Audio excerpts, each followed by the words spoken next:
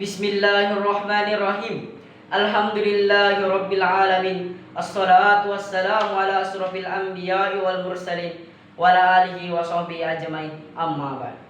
Segala puji bagi Allah Subhanahu wa taala, Tuhan semesta alam yang telah memberikan kita rahmat dan hidayahnya sehingga kita dipertemukan dalam acara National Speech Competition ini.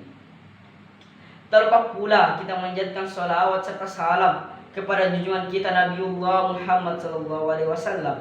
Allahumma shalli wa sallim wa barik alaihi. Beliaulah yang telah membawa kita dari zaman tidak beradab menuju zaman berperadaban seperti saat ini. Assalamualaikum warahmatullahi wabarakatuh.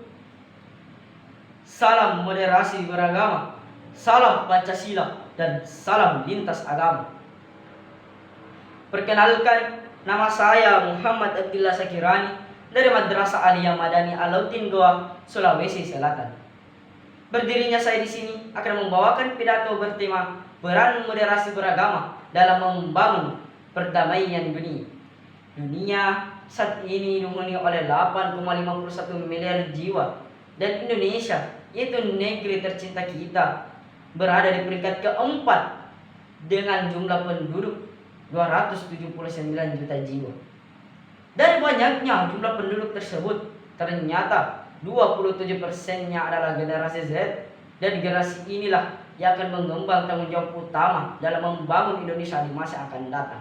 Maka dari itu, kepada Bapak Ibu Dewan Juri yang terhormat, berikan saya izin untuk menyampaikan tujuan dari pidato saya.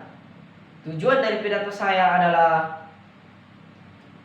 membuka wawasan generasi Z mengenai peran moderasi beragama dalam membangun perdamaian agar mencapai impian Indonesia Emas 2045. Dengan jumlah penduduk yang begitu banyak, Indonesia menjadi negara yang memiliki banyak keanekaragaman, baik dalam konteks agama, suku, adat budaya, maupun bahasa. Apa yang harus kita lakukan untuk menyikapi keberagaman tersebut? Apakah kita harus saling bersaing dan menjatuhkan agar kita mencapai tujuan kita masing-masing? Ataukah kita membangun kolaborasi untuk kemaslahatan bersama?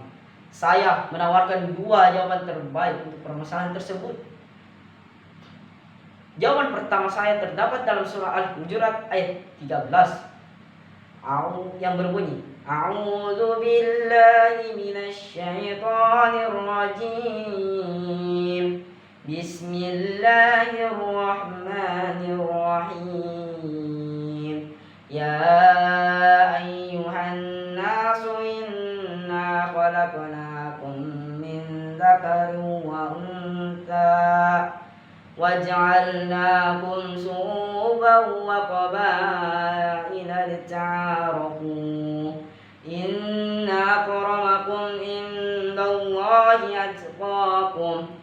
Innallaha alimun khabir. Dari ayat tersebut, minimal dua eksistensi yang bisa kita ambil. Eksistensi pertama adalah eksistensi perbedaan suku bangsa adalah sebagai anugerah rahmat dari Allah Subhanahu wa taala. Dan eksistensi kedua adalah kemanusiaan, yang dimana manusia merupakan ciptaan Allah yang memiliki kesamaan hak satu sama lain.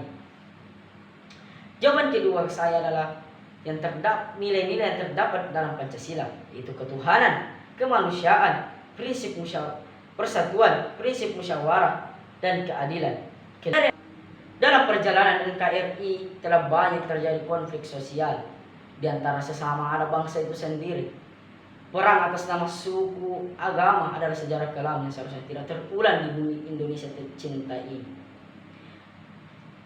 Begitu banyak korban yang berjatuhan gara-gara konflik ini.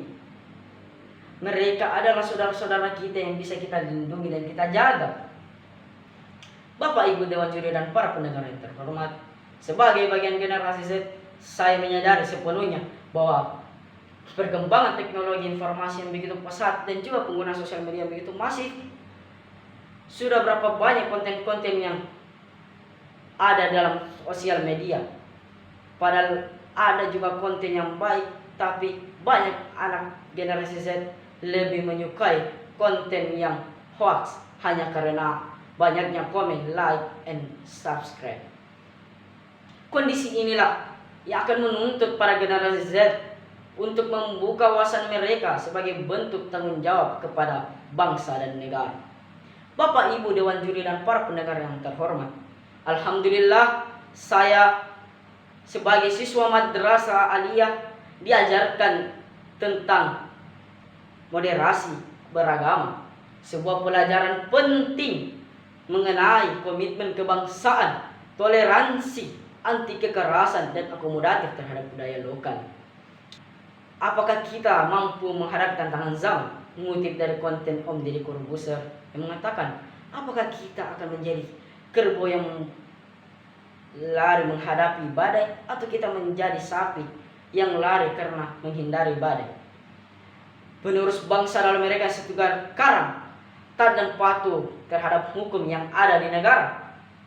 Moderasi beragama diajarkan kita untuk kembali ke titik tengah, titik keseimbangan antara hubungan dengan Tuhan, manusia, dan alam. Tidak ekstrim ke kanan, tidak ekstrim ke kiri dalam mengamalkan ajaran agama. Jika ada teman kita yang berbeda, rangkullah mereka kembali ke pangkuan Ibu Pertiwi. Sebelum saya menutup pidato saya kali ini, izinkan saya mengajak para penerus bangsa kita yang tercinta ini agar perbanyak literasi dan kurangi menonton konten-konten yang tidak bermanfaat.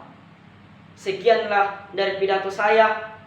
Kurang lebihnya mohon dimaafkan. Wabillahi taufiq wal hidayah. Wassalamualaikum warahmatullahi wabarakatuh.